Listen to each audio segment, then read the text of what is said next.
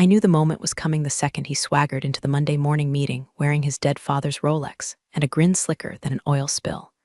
He didn't bother with introductions, just stood at the head of the table like a dollar store Caesar and started listing names.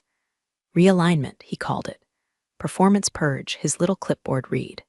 When he got to mine, Cynthia Marlowe, SVP of Finance, 18 years on the books, he didn't even look up. Slacker, he muttered, pen flicking across the page like he was swatting a fly, effective immediately.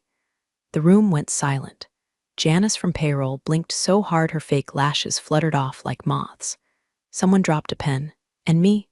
I stood up, smoothed the front of my jacket, and said 5 words I'd been saving for someone exactly like him. Thank you for your clarity. Then I picked up my succulent from the window ledge, took the photo of my dog wearing sunglasses from my desk drawer, and walked out without so much as a sigh. But make no mistake, I wasn't calm. Not inside. Inside, I was already reaching for the file in my mind labeled Clause 12C. You see, I didn't get to where I was by accident. And I sure as hell didn't survive 3 mergers, 2 embezzlement scandals, 1 office fire caused by Chad microwaving salmon, just to get dismissed by some nepotistic punk who still smelled like Axe body spray and hubris. And by the way, while I've got your attention, 95% of folks watching this haven't subscribed yet. Don't make me audit your moral compass. Click that button and help me hit my first 10,000 subscribers. I promise it'll be more satisfying than watching a trust fund baby dig his own career grave. Now, back to our regularly scheduled vengeance. The second I was outside, I didn't cry, didn't scream. I went straight home, made a cup of chamomile tea laced with whiskey for the antioxidants, and pulled out the manila folder I kept in a fireproof safe under my laundry room sink. It contained 1 document, my contract. Hand-signed by Alina Whitcomb, real iron fist behind Whitcomb Enterprises, even after her husband passed and she stepped down. And nestled deep in the legalese, like a snake in the grass, was Clause 12C. In short, if I was terminated without documented cause, a third-party forensic audit of company finances would be triggered within 72 hours. Mandatory, non-negotiable, and very, very quiet. I remember the meeting where I got that clause inserted. It was 5 years ago, just after I uncovered a 7-figure discrepancy in our South American logistics division. The founder had gone red-faced with embarrassment. Alina, on the other hand, had looked at me like a necessary evil, useful, unsentimental, and better kept inside the tent. She offered me a bonus. I asked for the clause. She raised an eyebrow. I didn't blink. She signed. And now her idiot son had handed me the perfect opportunity to activate it. I poured another drink, pulled up the email with his termination notice subject line, staff reduction notice immediate, and forwarded it to Whitcomb Legal's legacy compliance inbox. No words, just the attachment. No calls, no warnings. Let them figure out what the hell Clause 12C meant. I sat back and waited, and smiled. The contract sat on my kitchen table like a sleeping dragon. I reread it under the glow of a flickering LED bulb, the kind I always meant to replace, but never did. Page after page of legal mumbo-jumbo, NDA, non-competes, and executive protections. And then there it was again, Clause 12C. I ran my finger under the sentence like I was reading scripture. In the event of termination, without documented cause, the company shall immediately engage an independent third-party forensic audit to review all financial activities and expenditures of the preceding 24 months. I'd read it 100 times before, but this time it felt different, like a secret I'd buried just deep enough to forget, but not so deep I couldn't reach for it when the fire started. No anger, no tears, just a spreading heat in my chest that almost felt like vindication. Not victory, not yet, but the quiet power of someone holding a fuse while the dynamite is still sleeping. I didn't call Alina, didn't even text her. I knew better. She was the kind of woman who'd compliment your necklace at brunch while mentally calculating your quarterly expenses. Once, at Christmas party, she told me I reminded her of herself when she was young and still willing to climb through shit to clean house. I never knew if that was meant to be a compliment or a warning. Probably both. She never liked me. I was too capable for her to fully trust, too ambitious for her to pity, and too clean for her to destroy. We weren't friends. We weren't enemies. We were parallel predators, the kind who share a watering hole but never turn their backs. She married the founder when he was already rich. She wore pearls like armor and never said thank you unless it cost her something. And yet, 5 years ago, the board nearly dissolved over the Brazil incident. It was a leaner who pushed to keep me on, and a leaner who insisted on that clause. At the time, I assumed it was because she wanted someone loyal in finance. Now, I think she just wanted a tripwire, a canary in the coal mine, a human grenade for her idiot son, so I triggered the pin. I pulled up the termination email, saved it as PDF, attached it to a blank message, and sent it to the audit address, legacyaudit@whitcombenterprises.com. The inbox that routes directly to the outside firm we use whenever shit hits the fan, and we don't want the janitor to smell it before it's contained. I didn't add a subject line. I didn't need to. The contract did all the talking. Then I powered off my laptop, poured another drink, this time something cheap and punishing, and sat by the window as dusk crawled up the skyline. I could already hear it, the low rumble of confusion, flickering tension in a boardroom where someone's asking, "Why are auditors here?" And someone else is lying too fast to be convincing. They'd think it was routine. They'd assume it was about old invoices or compliance. For about 15 minutes, then they'd realize what it really was, a countdown. Started by the woman their new CEO had labeled a slacker. I leaned back in the chair, letting the silence settle like ash. My phone buzzed twice, coworkers, probably checking in. I didn't answer, not yet, not until the first whiff of smoke came curling out of the executive suite vents. I didn't want to gloat, I just wanted them to know I hadn't left quietly. I'd left precisely. The vultures arrived in silence, no warning, no board memo, no heads up to HR. 3 men in dark suits and 1 woman with a steel jaw and a clipboard that could slice drywall. They entered the Whitcomb headquarters on a foggy Wednesday morning, kind of morning that already smelled like burnt toast and coming disaster. Security let them through because their credentials checked out, and their audit request had a matching authorization code signed years ago by Alina herself. The receptionist blinked hard when they asked for direct access to expense archives and executive financial logs. "Is this about Q4?" she stammered. The tallest of them just smiled like a man holding a warrant and said, "It's about everything." Meanwhile, back at his glass-walled throne, young Whitcomb, real name Gavin, but I always called him Failson in my head, was midway through a leadership brunch when one of his lackeys leaned in and whispered something that made his eyebrow twitch. He dismissed it, of course. Probably told the team it was just compliance or some box-checking nonsense. But I know his voice cracked, because Janice from payroll texted me 2 minutes later. "Girl, auditors, your boy just spilled his mimosa." I smiled so hard I almost chipped a molar. He tried to stay composed, tried to wave them off like they were some low-level nuisance. But then came the scope.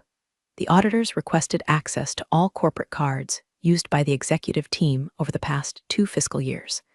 That included Gavin's discretionary innovation fund, which he'd been using like monopoly money ever since his daddy croaked. The first issue, half the receipts weren't even on file. The second, some of the ones they could find listed charges from a shell LLC called Sky Forge Partners, registered in Nevada to a P.O. box that also happened to be linked to a crypto startup Gavin kept name-dropping at golf outings. I'd flagged it once, months ago, but he'd brushed me off, said it was synergy development, which is code for bullshit someone says when they're trying to buy a Tesla with investor money. Another text buzzed in. They just asked for signed travel reimbursements. Leadership retreat Chalum. You remember that disaster? Oh, I remembered. That was the retreat Gavin insisted on hosting 3 weeks after layoffs. Said the team needed spiritual alignment. Booked a luxury resort with hot stone massages and a tequila tasting for C-levels. Billed it all under training. I had raised hell about it in the meeting notes. Guess what wasn't in the system? The meeting notes. The best part, was when I found out who was leading the audit team. His name was Dominic Crane, my old intern from 2011. Back then, he was fresh out of college with too much hair and not enough fear. I trained him like a drill sergeant with a hangover. He once cried after I made him redo a report 3 times because he used inconsistent formatting on the spreadsheet headers. I used to tell him, if you're going to survive in finance, numbers have to be cleaner than your soul. Well, guess who grew up to become one of the youngest forensic auditors at Willoughby and Sloan? Guess who now walked the halls of Whitcomb with a flash drive full of bad decisions and a half smirk I recognized instantly from the corner of a blurry photo someone sent me? Dominic Crane was in the building, and I didn't have to lift a finger. I poured myself a coffee, opened my blinds, watched the sun try its best to break through the clouds. My phone kept vibrating. People wanted answers. They wanted to know if I'd done something, if I was behind this. I wasn't behind it, I was it. The whispers started around the espresso machine, right between someone's second oat milk latte and someone else's nervous hiccup. Why was Cynthia let go again? Something about performance. She was here 18 years. Doesn't make sense. Someone else chimed in. Didn't she uncover the Peru logistics thing? A pause, sip, silence, and then, so what the hell are the auditors looking for? By noon, the office floor hummed with the sound of passive-aggressive typing and thinly veiled suspicion. People were slacking screenshots of weird transactions. A PDF expense report for a consulting session, $12,400 at a cigar lounge in Vegas, started making the rounds. Labeled under innovation coaching. Meanwhile, Gavin was unraveling like a clearance bin Christmas sweater. He stormed through the corridors like a suburban dad whose HOA just cited him for lawn gnomes. Kicked open his own office door at one point, then slammed it so hard the frame cracked. Canceled the weekly board update with a single Slack message. Postponed until further notice. Will reschedule when priorities align. Translation. Mom's not picking up. I don't know what Dominic Crane has found yet. By 3:00 p.m., 2 interns in marketing were gossiping so loud they forgot the printer was still jammed next to them. I heard she had a clause in her contract, like a nuclear clause. Like, legal stuff? No, like audit apocalypse level. What even is a forensic audit? I dunno, but it's been crying. From my perch at home, I watched it all unravel in real time, fed to me through a drip Roman 4 of texts, Slack leaks, and one very anxious voicemail from a former coworker who begged me not to quote her. Sin, please tell me you're behind this, because if you're not, we're really screwed. Flashbacks came in waves. Gavin laughing too loud at investor dinners, bragging about strategic flexibility and how his father was old school. The day he walked into my office chewing gum, dropped a $60,000 invoice on my desk from Blue Fang Consulting, and said, just run this through discretionary. They helped us design our brand story.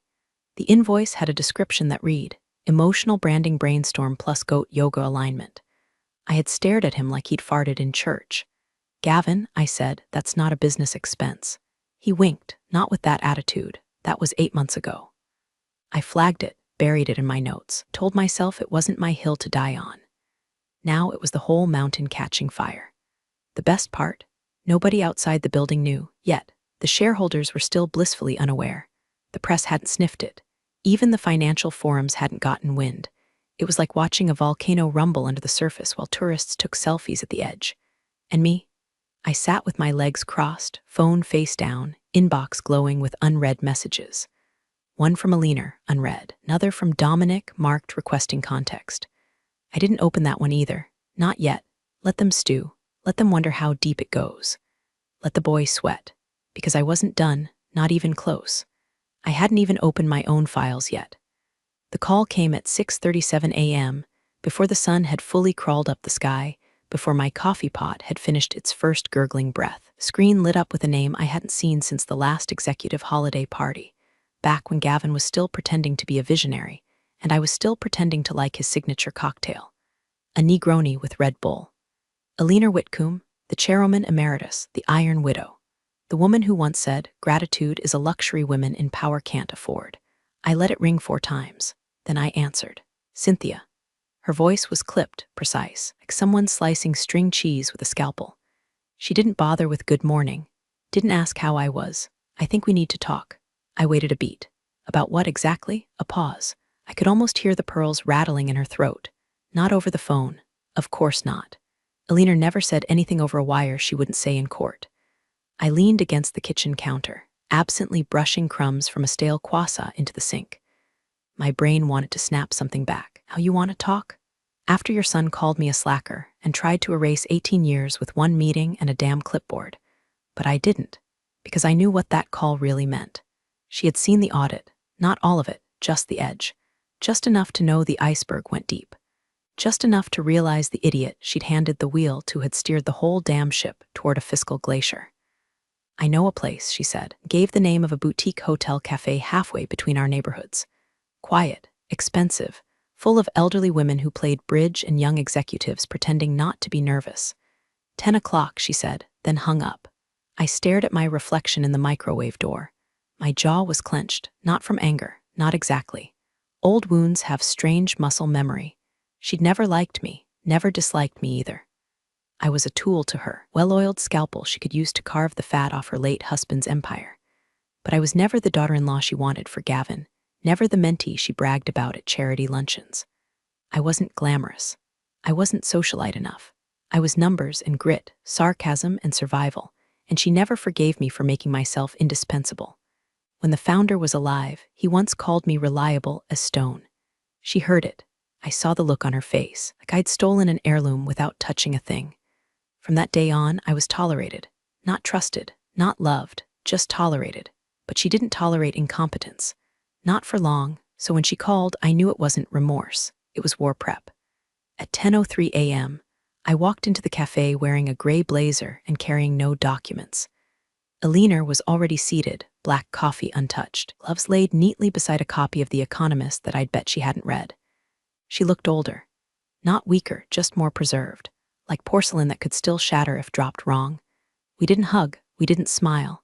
"You're punctual," she said, eyes scanning my face like I was a quarterly report. "You're not," I said. "You called 3 days too late." She didn't flinch. Just folded her hands and said, "I've read the preliminary findings." I waited. She blinked once. "Gavin is not prepared," I snorted. "To run a lemonade stand, maybe." That earned the tiniest twitch at the corner of her mouth.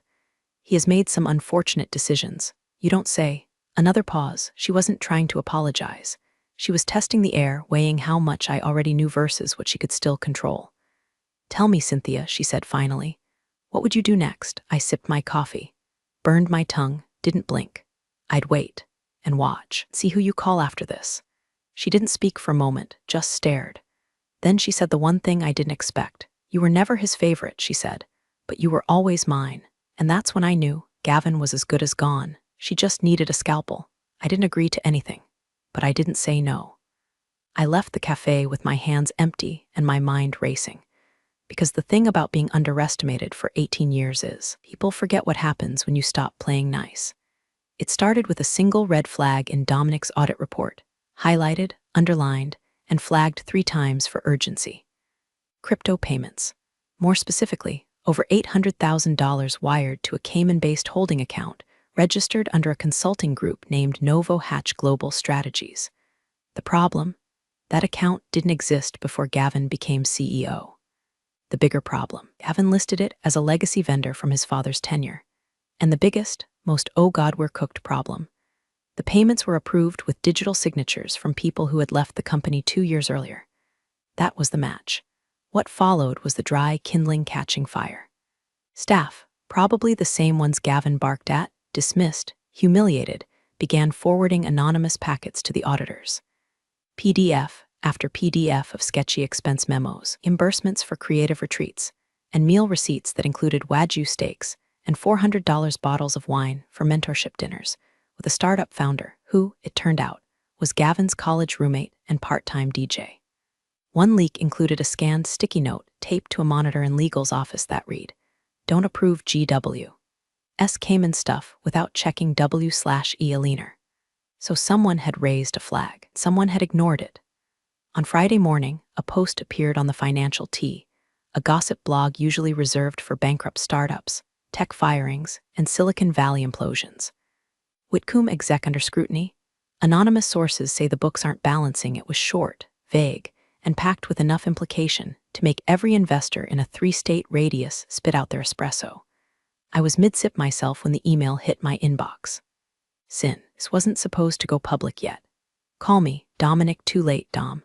The press might have only scratched the surface, but the stock group chats exploded.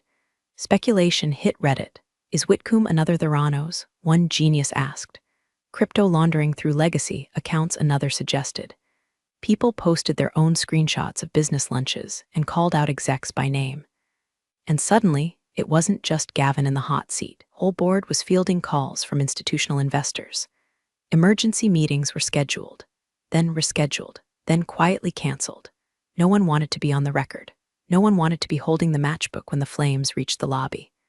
I sat alone at home in my living room that still smelled faintly of the vanilla candle I burned every Sunday, watching the news ticker scroll under a financial analyst's talking head. I should have felt glee, triumphant, vengeful. Instead, I felt sad, not for Gavin.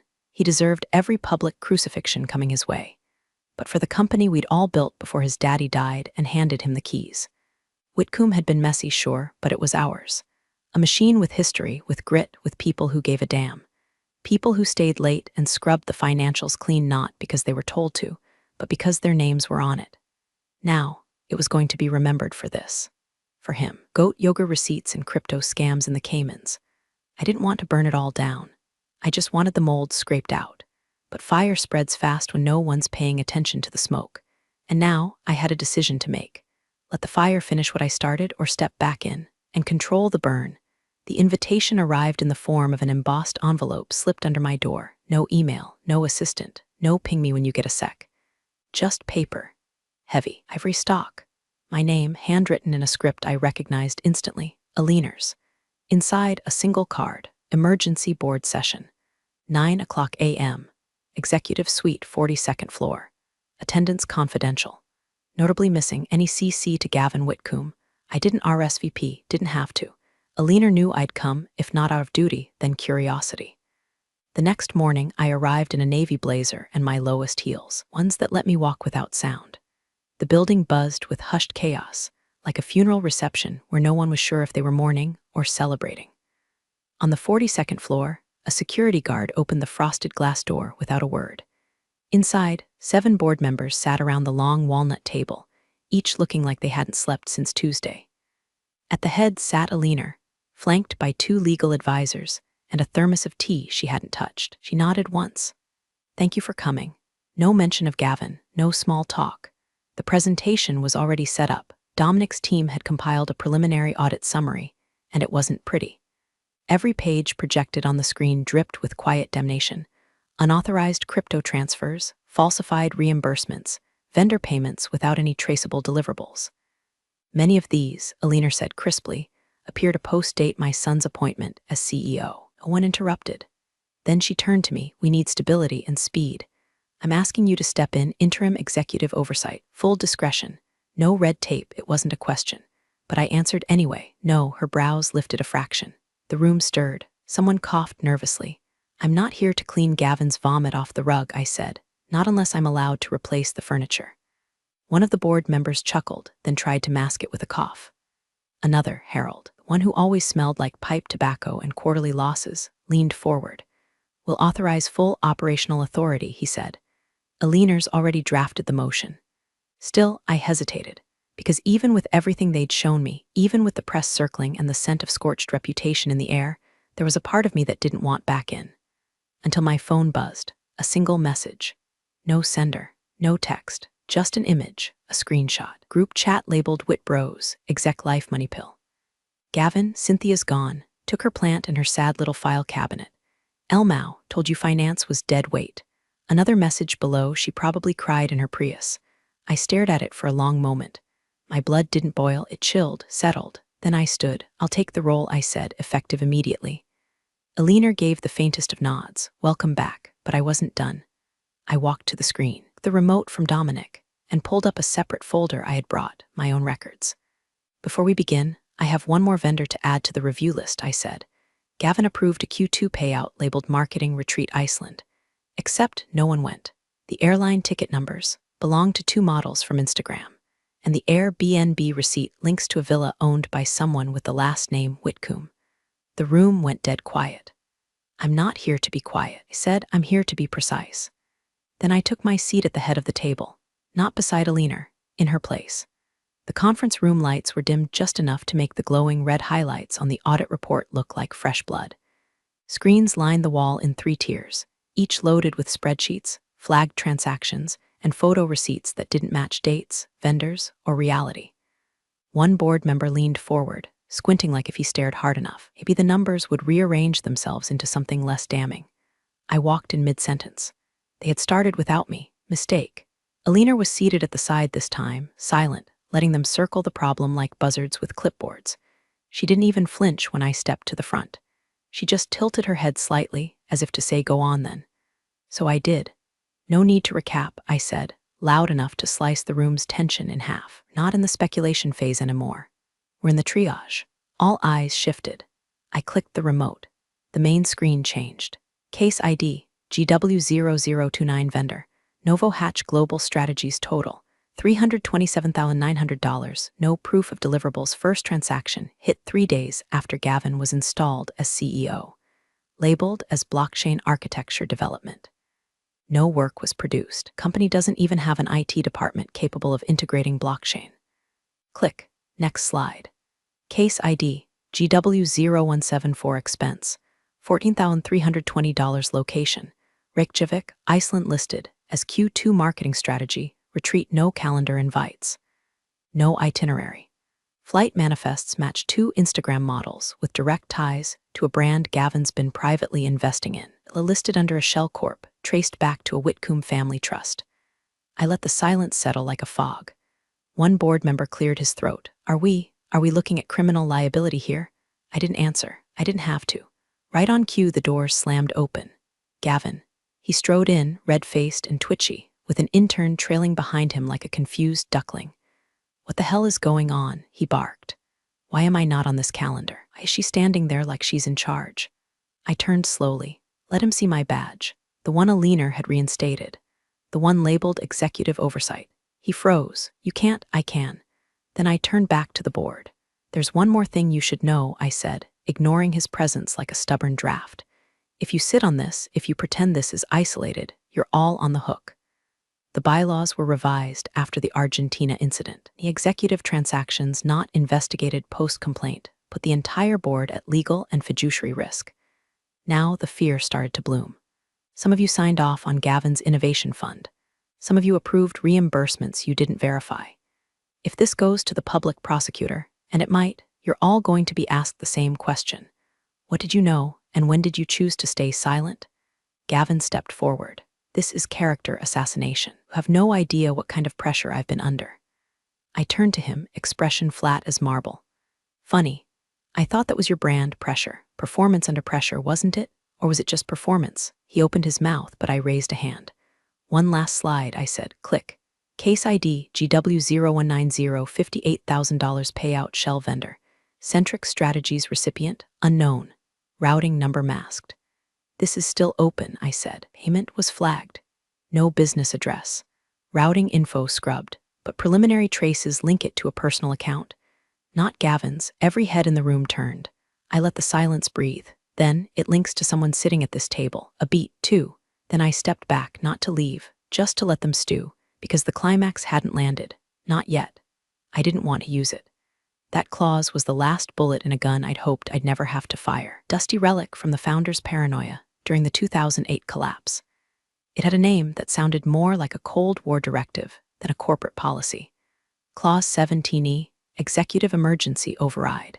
Hidden in the legal appendix, known only to a handful of surviving executives. One of them being me. It stated, word for word, that any executive with over 10 years of service and a direct link to financial compliance operations would temporarily freeze all C-suite privileges and suspend operational authority if financial harm to the company is imminent and corroborated by audit data.